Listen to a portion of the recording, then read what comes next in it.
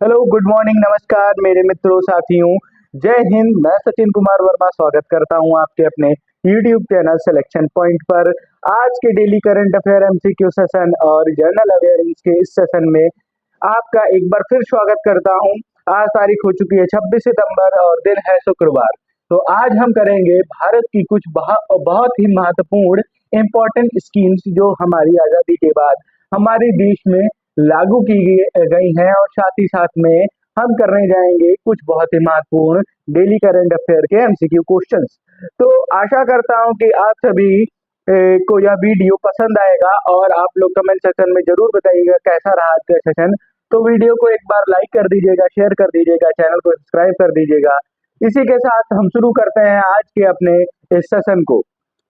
तो सबसे पहले हम देखते हैं जो हमारी भारत की कुछ प्रमुख सरकारी योजनाएं हैं। तो सबसे पहले जो हमारी योजना आती है वर्ष 1952 में, ठीक है, और इसका नाम था कम्युनिटी डेवलपमेंट प्रोग्राम, जिसको सीडीपी और हिंदी में इसको देखा जाए तो सामुदायिक विकास कार्यक्रम। ठीक है, तो इसका जो उद्देश्य था वह उद्देश्य था ग्रामीण क्षेत्र में समग्र विकास और जन भागीदारी को बढ़ावा देना।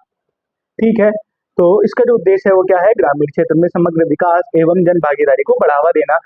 ठीक है, और यह जो लागू की गई थी वह लागू की गई थी महात्मा गांधी जी के जन्म दिवस पर 2 अक्टूबर को यह लागू की गई थी। और यह कार्यक्रम जो है पहली पंचवर्षीय जो योजना के तहत ही ग्रामीण क्षेत्रों में जो विकास करना था उसके जो बुनियादी ढांचा हो गया, कृषि हो गया, शिक्षा हो गई और स्वास्थ्य से रिलेटेड, और ग्रामीण समुदाय को आत्मनिर्भर बनाया जा सके, उसके लिए यह कार्यक्रम वर्ष 1952 2 अक्टूबर के दिन पर सामुदायिक विकास कार्यक्रम कम्युनिटी डेवलपमेंट प्रोग्राम को लागू किया गया था। आगे देखते हैं हम। अब जो हमारी अगली योजना आने वाली है वह है वर्ष 1960-61 में लागू की गई योजना गहन कृषि विकास कार्यक्रम, जिसको IADP भी बोलते हैं, इंटेंसिव एग्रीकल्चर डिस्ट्रिक्ट प्रोग्राम। ठीक है, तो यह जो लागू किया गया वर्ष 1960-61 में, तो इसका जो उद्देश्य था वह उद्देश्य था किसानों को बीज और खाद हेतु ऋण प्रदान करना। ठीक है, तो इसका जो मेन पर्पस क्या था, जो किसान है उनके लिए उन्नत बीज हो गया, उर्वरक हो गए, कीटनाशक हो गई, सिंचाई जैसी जो आधुनिक तकनीकें हैं उनके लिए एक पैकेज प्रदान किया जाना था, जिसमें जो जिले थे, जो कुछ जिलों को चुना गया था, उनके लिए जो कृषि उत्पादन है उसको तीव्र करने के लिए यह कार्यक्रम लागू किया गया था। ठीक है, और इसमें जो किसान हैं उनको क्या किया गया था, जो भी इस प्रकार की चीजों को एक्वायर करेंगे, खरीदेंगे, उत्पादन बढ़ाने के लिए उनको एक ऋण भी प्रदान किया जाना था। ठीक है, वर्ष 1960-61 में। ठीक है, तो इसका जो गहन विकास कृषि कार्यक्रम है या इंटेंसिव एग्रीकल्चर डिस्ट्रिक्ट प्रोग्राम, ठीक है, तो वर्ष 1960-61 में आया। इसमें किसानों के खाद, बीज और कीटनाशक, सिंचाई जैसी आधुनिक तकनीकों के लिए एक पैकेज जिलावार दिया गया।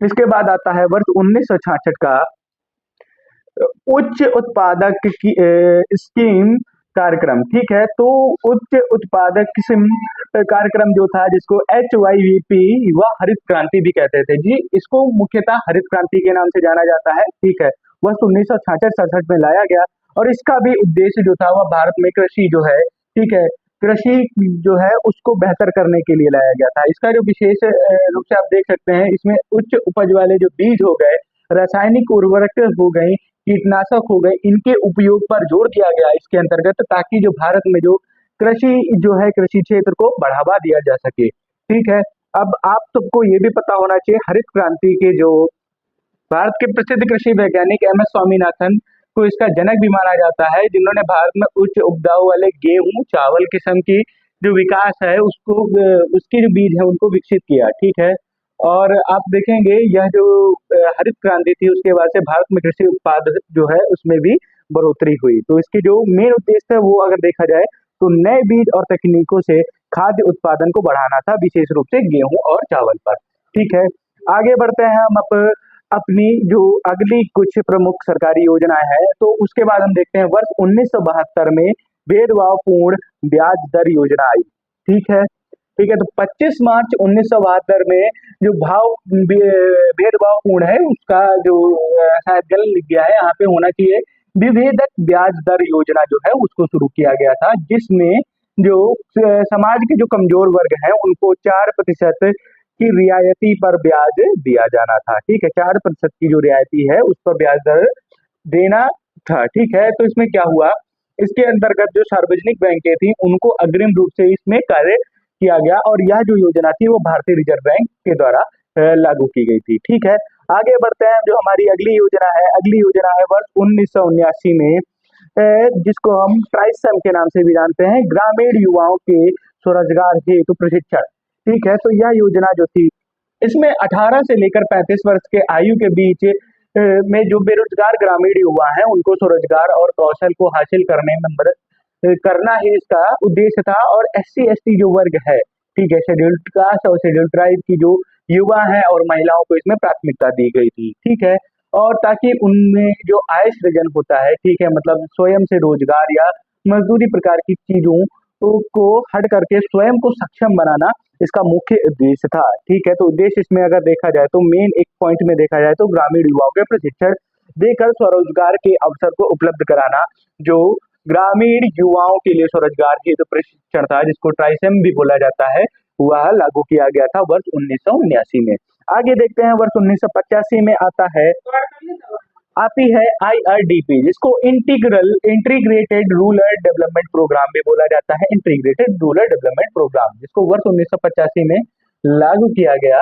ठीक है, और आप देखेंगे, ठीक है, इसका जो हिंदी में अगर देखेंगे तो एकीकृत ग्रामीण विकास कार्यक्रम। ठीक है, तो इसके अंतर्गत क्या था, जो गरीब हैं, ग्रामीण गरीबों के लिए आय सृजन व विकास के लिए ऋण सुविधा।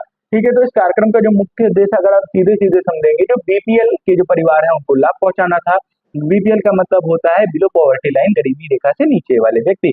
फिर है उनकी आय में वृद्धि के लिए स्वरोजगार के अवसर उपलब्ध कराना। उसके बाद ग्रामीण क्षेत्र में आर्थिक और सामाजिक विकास को भी बढ़ावा देना इस कार्यक्रम के अंतर्गत था। ठीक है, इंटीग्रेटेड रूरल डेवलपमेंट प्रोग्राम। इसके बाद आता है वर्ष 1988 में जवाहर रोजगार योजना। ठीक है, जिसको JRY भी बोलते हैं।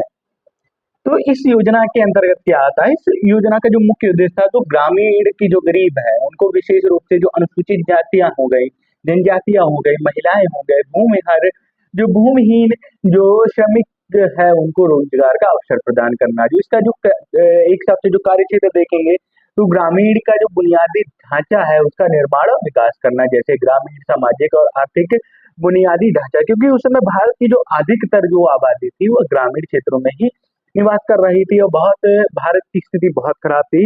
एक हिसाब से देखें, जब अंग्रेज भारत को छोड़ के गए तो भारत की जो डेवलपमेंट थी वह सिर्फ 0.001% ही हो रही थी। यह स्थिति थी भारत की। ठीक है, तो इस कार्यक्रम के अंतर्गत जो राष्ट्रीय ग्रामीण कार्यक्रम जो है, ठीक है, राष्ट्रीय ग्रामीण रोजगार कार्यक्रम NREP, या और जो RLRGEP था, ग्रामीण भूमिहीन रोजगार गारंटी कार्यक्रम भी इस कार्यक्रम के अंतर्गत आता है। ठीक है, तो इसका मेन उद्देश्य क्या था, ग्रामीण स्तर पर रोजगार के अवसर को उत्पन्न करना। तो यहाँ पे मैंने कराई है आपको कुछ भारत की जो बहुत ही महत्वपूर्ण योजनाएं थी, जो वर्ष 1952 से लेके 1988 तक थी। इसके आगे की जो योजना है वो आपको अगली क्लासेस में मिलती रहेंगी, तो आप क्लास के साथ जुड़े रहेंगे तो मैं आपको सारी योजनाएं आज की डेट तक की कराऊंगा। तो यहाँ पे अब हम करने जा रहे हैं आज के जो कुछ करेंट अफेयर्स के जो MCQ क्वेश्चंस हैं, तो उनको तो एक बार फिर से मैं आपसे कहूंगा कि अगर आपको इन किसी भी योजनाओं में कोई डाउट लगता है तो आप मुझे कमेंट सेक्शन में जरूर बता सकते हैं। तो बढ़ते हैं हम अपने अगले प्रश्न की ओर। अगला जो टॉपिक है हमारा डेली करंट अफेयर्स का, उसकी ओर। तो आज का जो हमारा सबसे पहला प्रश्न है, हाल ही में भारत के किस राज्य ने ग्रीन हाइड्रोजन पॉलिसी लागू की है? भारत के किस राज्य ने अभी ग्रीन हाइड्रोजन पॉलिसी को लागू किया है? तो हमारे ऑप्शन है, option A Maharashtra, option B Gujarat, option C Uttar Pradesh, option D Rajasthan. तो देश की जो सबसे पहली हाइड्रोजन पॉलिसी है, ग्रीन हाइड्रोजन पॉलिसी है, भारत के किस राज्य में लागू की गई? महाराष्ट्र, गुजरात, उत्तर प्रदेश या राजस्थान। तो इस प्रश्न का जो सही उत्तर है वह है ऑप्शन डी राजस्थान। राजस्थान में भारत की सर्वप्रथम ग्रीन हाइड्रोजन पॉलिसी को लागू किया गया। ठीक है, राजस्थान ने देश में सबसे पहले ग्रीन हाइड्रोजन पॉलिसी को लागू किए है, जिसके जरिए राज्य सरकार ने हरित ऊर्जा पर जोर देने के लिए निवेश, उत्पादन, शोध को बढ़ावा दिया है। यानी राज्य को ऊर्जा क्षेत्र में आत्मनिर्भर बनाने की दिशा में एक महत्वपूर्ण कदम है। इसी के साथ मैं आपसे एक और प्रश्न हाइड्रोजन से ही रिलेटेड पूछना चाहूंगा कि आप सब बताइए कि भारत की पहली हाइड्रोजन पावर्ड जो ट्रेन है उसका नाम क्या है। ठीक है, भारत की पहली जो हाइड्रोजन संचालित ट्रेन है उसका नाम क्या है। ठीक है, तो मैं आपको बताता हूँ, जो भारत की जो सबसे पहली जो ग्रीन हाइड्रोजन ट्रेन है उसका नाम है नमो ग्रीन रेल है। ठीक है, या हरियाणा के जिंद से सोनीपत मार्ग पर चलेगी। ठीक है, और इसके अंतर्गत जो integral coach factory IFC Chennai के द्वारा इसको बनाया गया है। इसका जो लक्ष्य है वह शून्य ऊर्जा उत्सर्जन है। ठीक है, जिसको हाइड्रोजन ऑफ हेरिटेज के नाम परियोजना का हिस्सा भी यह ट्रेन रही है। ठीक है, तो इसका जो नाम है वह है नमो ग्रीन रेल, और रूट जो इसका है जिंद से लेकर सोनीपत हरियाणा। ठीक है, और इसकी अधिकतम जो गति रहेगी वह 110 किलोमीटर प्रति घंटा रहेगी, और अधिकतम क्षमता है वह है 2600 यात्रियों की। ठीक है, और जिससे इंजन जो रहेगा हाइड्रोजन फ्यूल सेल का यूज किया जा रहा है, जो केवल पानी और गर्मी उत्सर्जित करता है, जिससे कार्बन की उत्सर्जन नहीं होता है। और इसका निर्माण किया गया है integral coach factory IFC Chennai के द्वारा। ठीक है, अब देखते हैं हम अपने अगले प्रश्न की ओर। अगला प्रश्न हमारा क्या है, हाल ही में किस भारतीय वैज्ञानिक को अंतरराष्ट्रीय टेक्नोलॉजी पॉइनियर अवार्ड 2025 से सम्मानित किया गया है। ठीक है, तो प्रश्न है हमारा, किस भारतीय वैज्ञानिक को टेक्नोलॉजी पॉइनियर अवार्ड 2025 से सम्मानित किया गया। तो हमारे ऑप्शन है, option A doctor Tessa Selvan, option B doctor Satish Dhawan, option C doctor Anand Kumar, option D doctor Vinod Agarwal. ठीक है, तो आप सभी को पता होना चाहिए, जो यह हमारे देश के गौरव की बात है कि भारत के एक वैज्ञानिक को अंतरराष्ट्रीय स्तर पर टेक्नोलॉजी पॉइनियर अवार्ड भी दिया गया है। ठीक है, तो एडवांस सेमीकंडक्टर रिसर्च के लिए एक उल्लेखनीय योगदान किया भारत के एक प्रतिष्ठित वैज्ञानिक, जिनका नाम है डॉक्टर विनोद अग्रवाल जी। तो डॉक्टर विनोद अग्रवाल जी ने किस पर, एडवांस सेमीकंडक्टर जो रिसर्च होती है। ठीक है, तो एडवांस सेमीकंडक्टर रिसर्च में उन्होंने उल्लेखनीय योगदान किया, जिसके लिए उनको टेक्नोलॉजी पायनियर अवार्ड 2025 से सम्मानित किया गया। विज्ञान और तकनीक के क्षेत्र में डॉक्टर विनोद अग्रवाल ने एडवांस सेमीकंडक्टर रिसर्च में उल्लेखनीय योगदान किया, जिससे यह सम्मान उन्हें प्रदान किया गया है। इससे भारत की वैज्ञानिक प्रतिष्ठा का विश्व स्तर पर बढ़ावा मिलता है। आगे देखते हैं हम अपने अगले प्रश्न की ओर। अगला प्रश्न है हमारा, किस देश ने G20 2025 की अध्यक्षता ग्रहण की। तो प्रश्न है हमारा, किस देश ने G20 2025 की अध्यक्षता को ग्रहण किया। तो हमारे ऑप्शन है, option A Germany, option B Bharat, option C Brazil और ऑप्शन डी जापान। तो इस प्रश्न का जो सही उत्तर है वह है ऑप्शन सी ब्राजील। ब्राजील को G20 2025 की अध्यक्षता प्रदान की गई। तो जो G20 है उसको सर्वप्रथम नवंबर 2008 में वाशिंगटन डीसी अमेरिका में इसको आयोजित किया गया। ठीक है, और यह जो सम्मेलन है वो अंतर्राष्ट्रीय आर्थिक सहयोग के लिए और बहुत सारी जो योजनाएं हैं, ठीक है, जिसके अंतर्गत जलवायु हो गया और आर्थिक वृद्धि हो गई, इन सब चीजों पर फोकस करता है यह जो G20 है। अच्छा, G20 के सदस्य कौन कौन है यह भी आपको पता होना चाहिए। तो G20 के जो सदस्य हैं वह 19 देश हैं। उनके नाम है अर्जेंटीना, ऑस्ट्रेलिया, ब्राजील, कनाडा, चीन, फ्रांस, जर्मनी और भारत, इंडोनेशिया, इटली, जापान, दक्षिण कोरिया, मेक्सिको, रूस, सऊदी अरब, दक्षिण अफ्रीका, तुर्की, यूनाइटेड किंगडम और संयुक्त राज्य अमेरिका। और साथ ही साथ में जो यूरोपियन यूनियन है और अफ्रीकन यूनियन है वह भी इसके सदस्य हैं।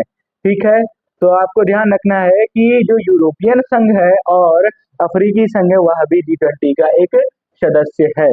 ठीक है, तो ब्राजील ने G20 की अध्यक्षता को ग्रहण किया। इस दौरान जलवायु परिवर्तन और आर्थिक वृद्धि पर स्थिरता जैसे मुद्दों पर विशेष फोकस रहेगा। आगे बढ़ते हैं हम अपने अगले प्रश्न की ओर। अगला प्रश्न हमारा क्या कह रहा है, हाल ही में किस देश ने इंटरनेशनल स्टार्टअप समिट 2025 आयोजित किया गया। ठीक है, तो प्रश्न हमारा, किस देश में इंटरनेशनल स्टार्टअप समिट 2025 को आयोजित किया गया। तो हमारे ऑप्शन है, option A New Delhi, option B Mumbai, option C Bangalore, option D Hyderabad. ठीक है, तो इस प्रश्न का जो सही उत्तर है इंटरनेशनल स्टार्टअप समिट 2025 जो है उसको 2025 में बैंगलोर में आयोजित किया गया। ठीक है, देखते हैं भारत के बैंगलोर को भारत का स्टार्टअप हब भी माना जाता है। इसी कारण 2025 का अंतरराष्ट्रीय स्टार्टअप सम्मेलन यही आयोजित किया गया, जिसमें विश्व भर के इन्वेस्टर ने भाग लिया। आगे देखते हैं हम अपने अगले प्रश्न की ओर। अगला प्रश्न है हमारा, किस राज्य ने हाल ही में सोलर रूफटॉप सब्सिडी स्कीम का विस्तार किया? तो प्रश्न है हमारा, सोलर रूफटॉप सब्सिडी जो स्कीम है वह किस राज्य के द्वारा विस्तृत की गई है? तो हमारे ऑप्शन है, option A Tamil Nadu, option B Gujarat, option C Paschim Bangal, option D Punjab. तो इस प्रश्न का जो सही उत्तर है, सोलर रूफटॉप सब्सिडरी स्कीम जो है वह गुजरात राज्य के द्वारा विस्तृत की गई है। गुजरात में सौर ऊर्जा के उपयोग को प्रोत्साहित करने के लिए सोलर रूफटॉप सब्सिडरी स्कीम का विस्तार किया गया, जिससे राज्य को नवीकरणीय ऊर्जा क्षेत्र में अग्रणी बनाया गया है। ठीक है, तो अगर देखेंगे तो गुजरात सौर ऊर्जा के यूज में भी नंबर 1 पर आता है, इस चीज को आप ध्यान रखेंगे। और जो सोलर रूफटॉप सब्सिडरी स्कीम है, इसके अंदर क्या आता है, इसमें क्या है, सब्सिडी प्रदान की जाएगी अगर आप घर पर सोलर जो ऊर्जा है उसका यूज करेंगे। ठीक है, आगे देखते हैं हम अपने अगले प्रश्न की ओर। अगला प्रश्न है हमारा, विश्व पर्यटन दिवस कब मनाया जाता है? तो प्रश्न हमारा, विश्व पर्यटन दिवस कब मनाया जाता है? तो हमारे ऑप्शन है, ऑप्शन ए 25 सितंबर, ऑप्शन बी 26 सितंबर, ऑप्शन सी 27 सितंबर, ऑप्शन डी है हमारा 28 सितंबर। तो जो विश्व पर्यटन दिवस है उसको हम 27 सितंबर को प्रत्येक वर्ष मनाते हैं। ठीक है, और यह किसके द्वारा मनाया जाता है? यह यूनाइटेड नेशन यूनियन के द्वारा, संयुक्त राष्ट्र संघ के अनुसार हर वर्ष 27 सितंबर को जो है विश्व पर्यटन दिवस मनाया जाता है। ठीक है, जिसमें जो है किसी भी स्थान की क्या करा जाएगा, जो उसका पर्यटन हो गया, सामाजिक, सांस्कृतिक और आर्थिक महत्व पर प्रकाश डालना तो इसका मुख्य कार्य है। और इसको वर्ष 1980 से मनाया जा रहा है। 27 सितंबर 1980 से विश्व जो पर्यटन दिवस है वह मनाया जा रहा है। ये UNWTO जो है, यूनाइटेड नेशन जो है विश्व पर्यटन संगठन है, उसके अंतर्गत यह, उसके द्वारा यह मनाया जाता है। ठीक है, अब देखते हैं हम अपने अगले प्रश्न की ओर। जो हमारा अगला प्रश्न है, हाल ही में किस मिसाइल का सफल प्रशिक्षण जो है वह DRDO के द्वारा किया गया? तो सफल परीक्षण किया गया है DRDO के द्वारा किस मिसाइल का? ऑप्शन है हमारे, option A BrahMos, option B Agni 5, option C निर्भय और ऑप्शन डी पृथ्वी द्वितीय। तो इस प्रश्न का जो सही उत्तर है वह है DRDO के द्वारा अग्नि 5 जो मिसाइल है उसका सफल प्रशिक्षण किया गया है। ठीक है, अब देखते हैं यह अग्नि 5, तो यह 5000 किलोमीटर की रेंज में अंतर महाद्वीपीय जो बैलिस्टिक मिसाइल है, ठीक है, इंटरकॉन्टिनेंटल बैलिस्टिक मिसाइल है, ठीक है, जो परमाणु हथियार ले जा सकती है। ठीक, ध्यान रखेंगे, इसके अंतर्गत आप क्या ले सकते हैं, एटॉमिक बॉम्ब भी ले जा सकते हैं, परमाणु हथियार भी ले जा सकते हैं। ठीक है, और यह जो है 24 मैक मतलब लगभग 29,400 किलोमीटर प्रति घंटे की गति से पहुंच सकती है। ठीक है, आप ध्यान रखेंगे, और इसको DRDO के द्वारा बनाया गया है। ठीक है, जो इसका वजन है लगभग 1.5 से लेकर 2 टन के अराउंड इसका वजन है। ठीक है, और गति आपको पता है 24 मैक। ठीक है, आगे देखते हैं क्या दिया हुआ है, इसकी जो डिटेल्स है। DRDO ने 2025 में अग्नि 5 मिसाइल का परीक्षण किया, जो भारत की सबसे लंबी दूरी की परमाणु सक्षम बैलिस्टिक मिसाइल की क्षमता को मजबूत करता है। आगे देखते हैं हम अपने अगले प्रश्न की ओर। निम्न में से किस योजना के तहत महिलाओं के लिए व्यावसायिक प्रशिक्षण दिया जा रहा है? तो व्यावसायिक प्रशिक्षण जो है महिलाओं को किस योजना के तहत दिया जा रहा है? तो हमारे ऑप्शन है, ऑप्शन ए प्रधानमंत्री कौशल विकास योजना, option B Beti Bachao Beti Padhao, option C सौभाग्य योजना, ऑप्शन सी सक्षम योजना। तो इस प्रश्न का जो सही उत्तर है वह है ऑप्शन डी सक्षम योजना। यह योजना नवंबर 2017 में शुरू की गई थी। ठीक है, इसके अंतर्गत जो महिलाएं हैं उनको आधुनिक तकनीक उद्यमिता के लिए प्रशिक्षण दिया जाता है, जिसका जो मेन कारण है कि उनकी जो आर्थिक स्थिति है उसको सुदृढ़ किया जा सके। ठीक है, तो इसी के साथ बढ़ते हैं हम अपने अगले प्रश्न की ओर। हमारा अगला प्रश्न है, हाल ही में भारत ने किस देश के साथ new space research fund launch किया? तो प्रश्न है हमारा, भारत ने अभी किस देश के साथ न्यू स्पेस रिसर्च फंड जो है उसको जो है लॉन्च किया है? तो हमारे ऑप्शन है, option A France, option B रूस, option C Japan, option D America. तो आपको पता होना चाहिए, तो न्यू स्पेस रिसर्च फंड जो है वह भारत और अमेरिका के द्वारा लॉन्च किया गया है। इसका जो मेन उद्देश्य है वो द्विपक्षीय सहयोग के तहत न्यू स्पेस रिसर्च जो फंड है उसके अंतर्गत दोनों देशों के वैज्ञानिक मिलकर अनुसंधान करेंगे। ठीक है, तो क्या है, जैसे भारत का इसरो और नासा है, तो ये दोनों मिलकर इसके अंतर्गत भी कार्य कर सकते हैं। दोनों देशों के वैज्ञानिक मिलकर नई रिसर्च कर सकते हैं इस योजना के अंतर्गत। तो यहाँ पे करंट अफेयर की जो एमसीक्यू सेशंस है वो भी खत्म होता है। कल मैं आपसे फिर मिलूंगा एक नए क्लास के साथ, एक नए सेशन के साथ। तो एक बार वीडियो को लाइक कर दीजिएगा, चैनल को सब्सक्राइब कर दीजिएगा। मैं आपसे फिर मिलूंगा एक नई क्लास, एक नए सेशन के साथ। तो आज के लिए इतना ही। धन्यवाद साथियों। जय हिंद, वंदे मातरम।